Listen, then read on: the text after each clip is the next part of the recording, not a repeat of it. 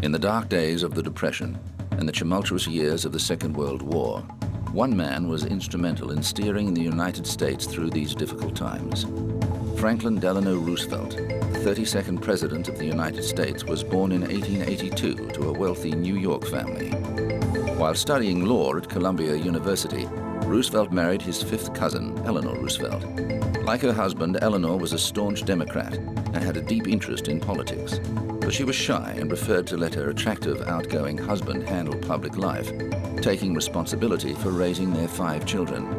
Roosevelt was elected to the New York Senate in 1910 and then served as Assistant Secretary of the Navy for several years under President Woodrow Wilson.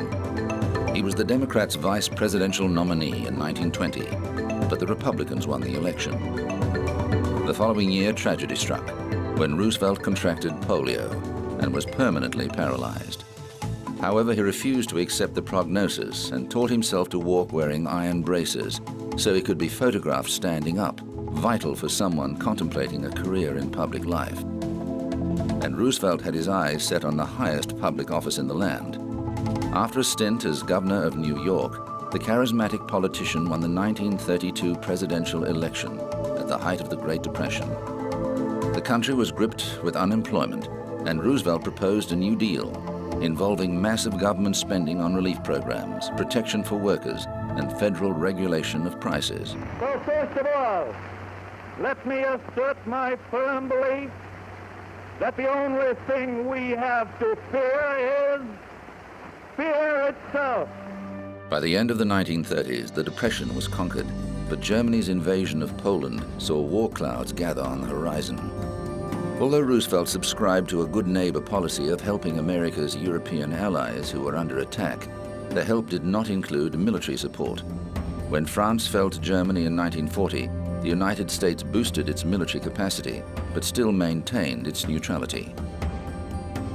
All this changed on December 7, 1941, when the Japanese attacked America's fleet at Pearl Harbor. The United States committed its military machine to the struggle and turned the tide of the war. Roosevelt's early experience as Assistant Secretary of the Navy served him well as Commander-in-Chief of America's Armed Forces.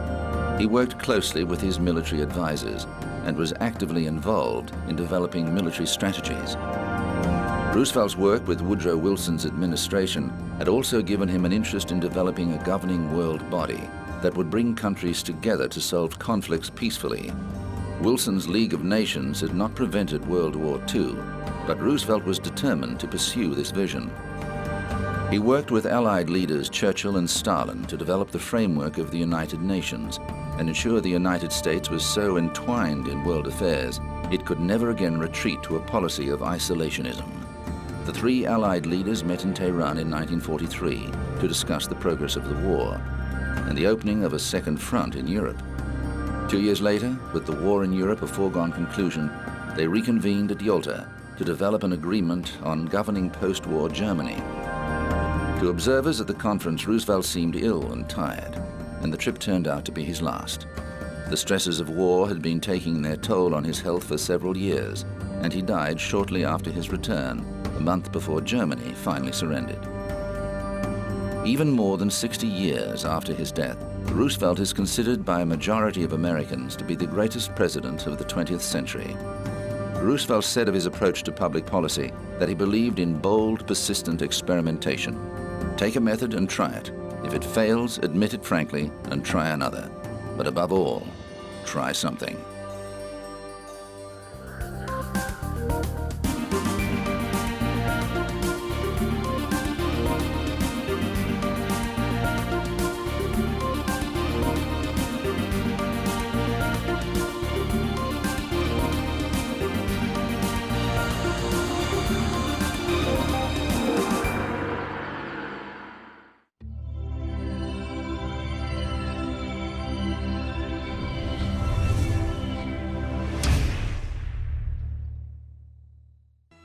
Three.